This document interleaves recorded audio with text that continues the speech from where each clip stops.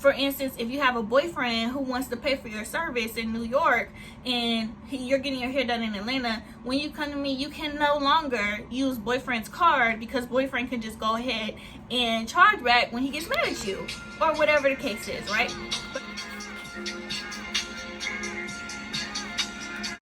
What's up, y'all? It's your girl Shanae Renee, and I am back. I told y'all I would be more consistent on posting, so look at me now, okay? It's gonna be quick. I want to talk about the first time ever I was scammed, okay? And being scammed can look like many different things. This specific time was about 3 or 4 years ago. I had my salon suites.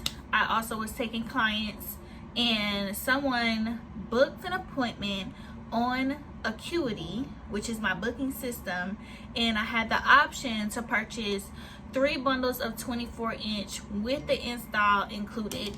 So they were able to scam about $575 or so, and during that appointment she came, she got serviced, and since she had already paid, I had no need to check her out because she already paid in full.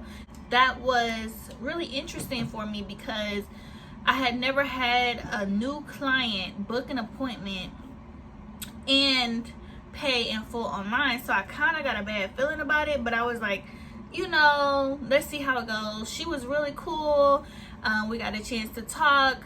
I didn't get a lot of personal information from her because of course she used a fake name, and then did a dispute. So I was in Mexico minding my business and I was having a great time, and then boom, I get a dispute from my Square, and it's saying that the whole service, $600 or so was disputed. I had cameras in my salon, so I was like, what are you talking about? So then I tried to reach out to her on text and phone. The phone number was disconnected, and also on Acuity you can see when someone views a confirmation email. She had looked at the email from her iCloud account about 17 times before her appointment.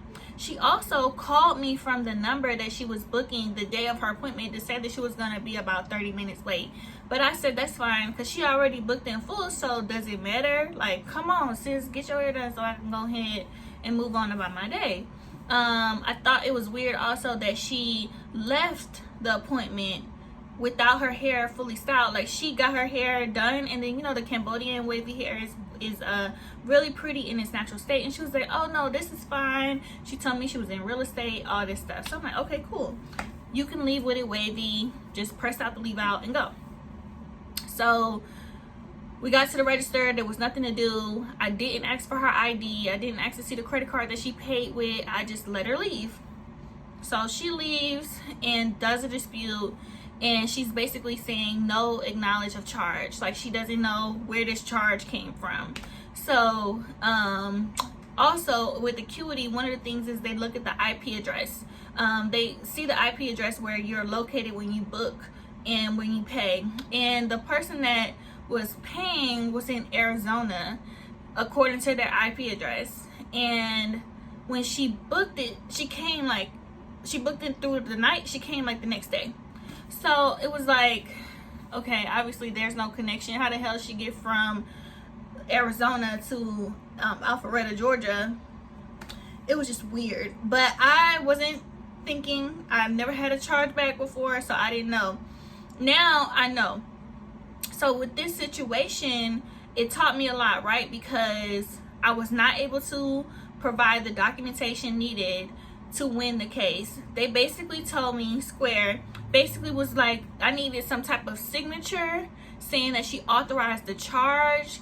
I needed to see her ID. I needed to match the card number with her card in hand, and if it wasn't in hand, I needed to refund her and charge her again for the service, right? But obviously she didn't have the money because she was using someone's card in Arizona or somewhere to book. So for instance, if you have a boyfriend who wants to pay for your service in New York and you're getting your hair done in Atlanta, when you come to me, you can no longer use boyfriend's card, because boyfriend can just go ahead and charge back when he gets mad at you, or whatever the case is, right? But obviously this person was a scammer. She took an Uber to the place, so I didn't get to see her license plate or like anything specifically. So that was my bad. I tried to reach out to her, no response. It's cool. Since then, I've put things in place so that anytime somebody does decide to do a chargeback, which is not often, right? Because I give quality work. I do not be playing around. I don't want anyone to be saying that they don't like their service anyway. So I make sure to go above and beyond, make sure everybody's satisfied so that they don't have a chargeback situation. So recently I had a chargeback situation. This is, like I said, 3-4 years later. So recently I had a chargeback situation where someone purchased the wig in full price, and they came in and they needed to pick it up. So this is a pickup order, right? So she came in to pick up the wig.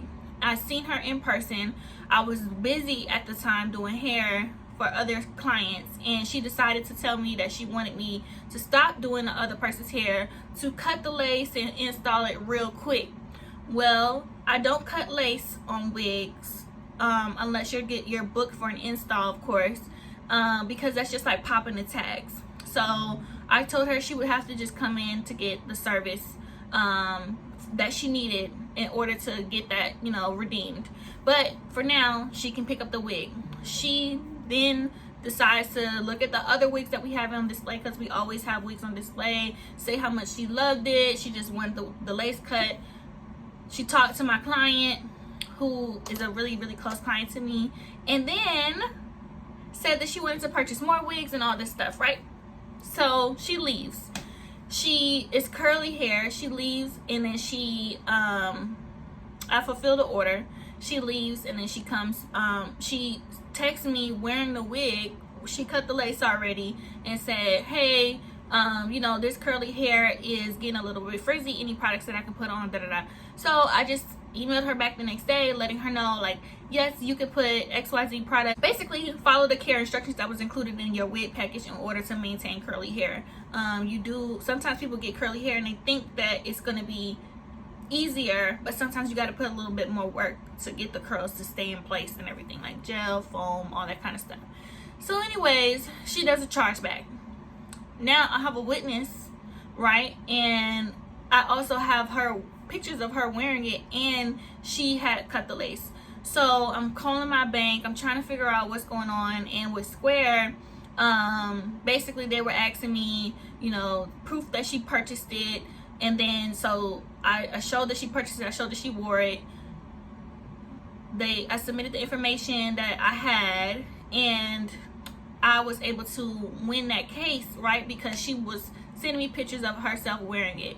But in the process of doing that, I asked Square, like, you know, how can I maximize my time, because I feel like I'm wasting a lot of time trying to contact y'all about documentation that I might or may not have. And some of the key tips that they gave me was to say if someone paid with someone else's card, make sure that you have that card available when they pick up the wig. Also, having some type of a pickup authorization form, so saying that they have acknowledged that they received the wig, they liked the wig, they inspected the wig, and sign it with their order number on there. I'm looking at my phone for notes. It says when it's not the name, refund and ask for another payment. Front and back pictures of the credit card and ID. So the credit card and ID situation, you know, people don't like to give pictures of that kind of stuff. So what I did was created a package release form, and I also have the order number, the information on it, so that when someone comes to pick up a wig now, they have to sign off on it saying that they received it. And that way, if someone does say, hey, I never got my wig or whatever, I have that to back me up. And this will just prevent a lot of confusion when people come in to pick up wigs. And I also fulfill the orders in person, in real time, so that they can acknowledge that they received it. I don't have anything else for now. Thanks so much for watching, and tune in for more tips and tricks on how to run your business. Thanks so much for watching. Bye.